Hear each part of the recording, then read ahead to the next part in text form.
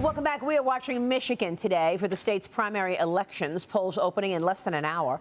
The race to watch is the Democrat Senate primary. Congresswoman Haley Stevens is facing off against progressive Abdul El Sayed. The results acting as a litmus test for the direction the Democrat Party is choosing to go. Joining me now is former Pennsylvania Senator and advisor at Americans for Free Markets, Pat Toomey. Senator, great to see you. Great to be here. Thank you so much for weighing in here. We've seen this huge rise in progressives and even socialist candidates in the Democrat Party. Look what's happening in New York. And now we're watching Michigan. What do you think is going on? Well, it's fascinating and disturbing at the same time. I really wonder if these people are sort of unaware of the spectacular failure of socialism everywhere it's been tried. That's one of the main stories of the 20th century. But, okay, they can win in some places. Manhattan comes to mind. But Michigan is a competitive state, and the candidate who can appeal to people who are sort of sensible Americans, that candidate's going to win. Mike Rogers is a great candidate. The Republican nominee is a very strong candidate, and I think the far left is going to fail in a state like Michigan. I mean, are there more far lefties here in the Democrat Party than moderates? I mean, has the party, the makeup of the party changed? So it has changed, and the energy is all on the very far left. Yeah. And so this scares the elected Democrats who are not coming from that wing, that radical wing of the party. They're afraid that the energy will take them out in their next primary if they don't sort of concede to this radical left. So the Democratic Party is in a mess right now, wow. And I think dominated by the far left. And that's what you said, Chris. The energy is also moving toward the left. Yeah, and it's terrifying people. And so the fact that mainstream Democrats, folks like Chuck Schumer aren't pushing back on that, it's not necessarily a sign that they've all been socialists the whole time, but it's a sign that they're obviously scared. Yeah, exactly. And meanwhile, let's talk about what's getting done. You had the bipartisan 21st Century Road to Housing Act becoming law last month, even without the president's signature. The bill aims to modernize federal housing programs, boost supplies. How important is this for the midterms? Mortgage rates are back up. Take a look at where the 30-year is right now at 6.66%. That's a one-year high, Senator. Your thoughts on this bill and the state of housing right now? Yeah, so certainly for any given amount of supply, higher mortgage rates makes it more expensive for a family to buy a home. The problem is supply. And the problem is we've got too many regulations and restrictions. Much of them are at the local level that make it difficult to build a new home. And you're not going to fix this problem until you create more supply. This legislation takes some modest steps in the right direction, I think.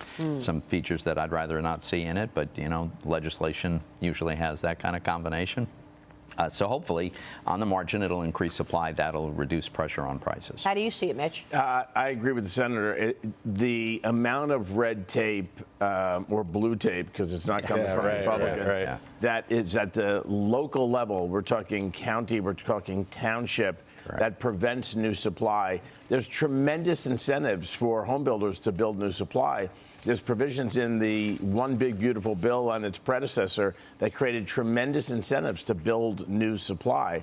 The problem is, unelected bureaucrats in towns don't want it to happen, and that's a big issue. And until we find a way legislatively on the federal level to enjoin local government from stopping supply, we're going to have this problem. Well, I'm a little reluctant about giving the federal government that kind of power. When control changes hands, very bad things could happen. But the truth is, you're exactly right. And delay is enough to kill a project, right? I mean, if someone buys the land and then has to wait years before they can get approval to build houses, the economics fall apart. When interest rates are this high. Exactly. And that's why permitting is so important. They need to codify permitting. But then there's the Clarity Act. Now, the Clarity Act did not appear in the Senate's calendar for the final legislative week this week before recess. The crypto market structure bill has been held up in the Senate for over a year, Senator.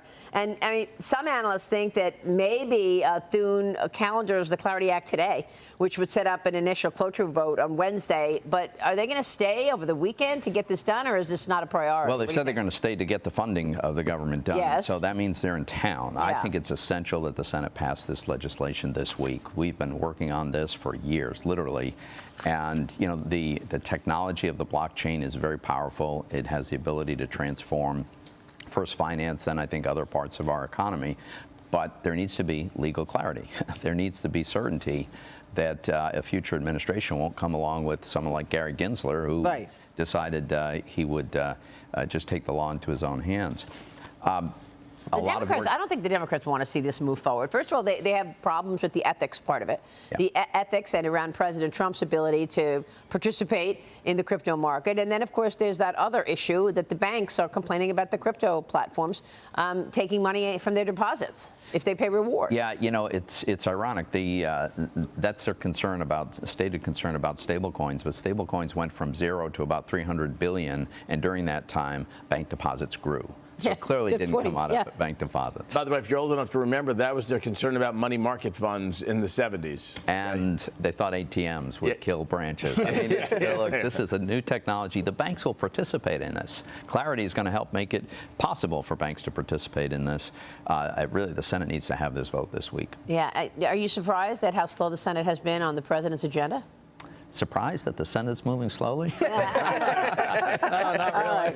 All right, got me there. Great to see you, Pat. Thank you so much. Thanks for having me. Pat Toomey joining us. We'll take a break. When we come back, futures this morning extending the big rally yesterday. Big tech leading the charge once again with the Dow Industrials up and the NASDAQ up 200 right now. Still, tensions in Iran are keeping the oil market in focus. Brent and crude both higher this morning. Crude at now 81.78. Former Federal Reserve Board nominee Judy Shelton is here with her economic outlook. Plus, a look at today's major earnings. Next, you're watching Mornings with Maria live on Fox Business. Stay with us.